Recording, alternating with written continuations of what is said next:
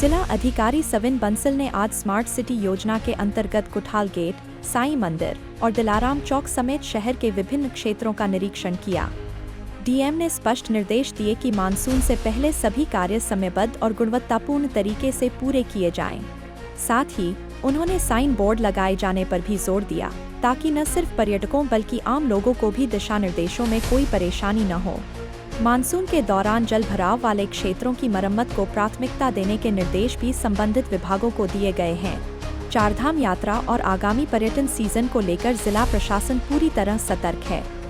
DM ने बताया कि उत्तराखंड आने वाले यात्रियों और पर्यटकों की सुविधा को ध्यान में रखते हुए सभी जरूरी तैयारियां पूरी की जा चुकी हैं। सभी अधिकारियों को निर्देशित किया गया है कि यात्रा और पर्यटन सीजन के दौरान व्यवस्थाएं चुस्त दुरुस्त बनाए रखें। देखिए, हमने फील्ड इंस्पेक्शन के दौरान कुछ जगहें ऐसी चिन्हित की थी जो हमारे वल्नरेबल पॉइंट्स हैं ट्रैफिक सुरक्षा को लेकर। बहुत अत्यधिक मात्रा में कम्यूटर्स और व्हीकल्स का आवाजाही होती है वहाँ से, और हमारे जो फ्लोटिंग पॉपुलेशन है उनके रूट में भी ये पॉइंट्स इनएविटेबली पड़ते हैं।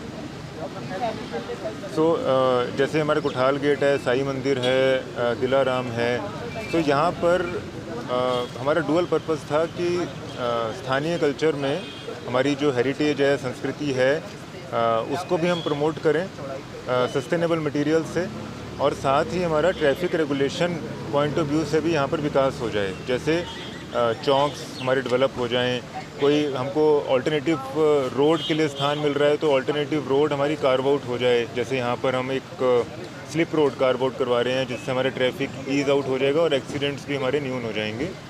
इसी तरह से हमारा साईं मंदिर चौक पे एक हम वहाँ पर भी इसी तरह की इंटरवेंशंस करवा रहे हैं कि चौक्स डेवलप हो जाएं, ट्रैफिक स्लो हो जाए और हमारा स्थानीय कल्चर प्रमोट हो जाए। वहाँ पर बेसिकली मार्टियर्स को हमारे श्रद्धांजलि देने के लिए मेमोरियल भी बनाया जा रहा है, और स्थानीय संस्कृति को प्रमोशनल का एवेन्यू भी बनाया जा रहा है। ऐसे ही हमारा जो दिलाराम है, दिलाराम में हमारे पावन महासू देवता की थीम पर डिज़ाइन किया जा रहा है, और साथ ही अत्यधिक मात्रा में म्यूरल्स भी रहेंगे, और जिससे वहाँ पर जो लोग हैं वो अप्रिशिएट कर सकेंगे संस्कृति को, कल्चर प्रमोट होगा, और एक सेल्फ ड्रिवन फीलिंग्स जनरेट होगी कि इस स्थान को हमें साफ़ रखना है, स्वच्छ रखना है और सुरक्षित रखना है, यहाँ पर स्लो होना है, उससे एक्सीडेंट्स भी हमारे न्यून होंगे।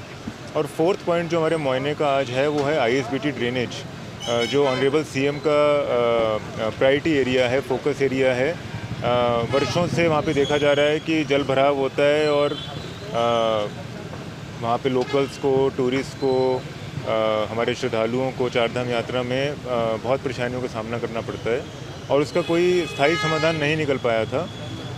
उसके लिए भी हमने एक ड्रेनेज रूट प्लान करके जब 3-4 ऑप्शंस पे वर्कआउट किया तो फाइनली फिर एक हमको रूट सुलभ लगा था, और सभी स्टेक होल्डर्स के साथ समन्वय करके जीआईएस कोऑर्डिनेट्स एक्सेट्रा सभी मापदंड पर अवलोकन करते हुए फाइनलाइज किया गया, और आज उस पर काम चल रहा है। उसका भी आज मुआयना रखा गया, और उसका हमारा लक्ष्य है कि इस मानसून से पहले एटलीस्ट ड्रेनेज वाला जो कार्य है हमारा वो समाप्त होना चाहिए, ताकि जल भराव की जो स्थिति है वहाँ पर हमारे बुज़ुर्ग, महिला, बच्चे सभी अत्यधिक मात्रा में आवाजाही करते हैं, उनकी जो समस्या है कंजेशन है ट्रैफिक का, वो न्यून हो। देखिए, सुरक्षा व्यवस्था, holding counters, registration counters, stay arrangement, civic communities, law and order, इन सब पे हमारी 2-3 राउंड्स की चर्चा हो चुकी है, प्लान फाइनलाइज हो चुका है। इस पे जल्दी हमारा कार्य शुरू होने जा रहा है। विकास नगर में हमारा नया गांव और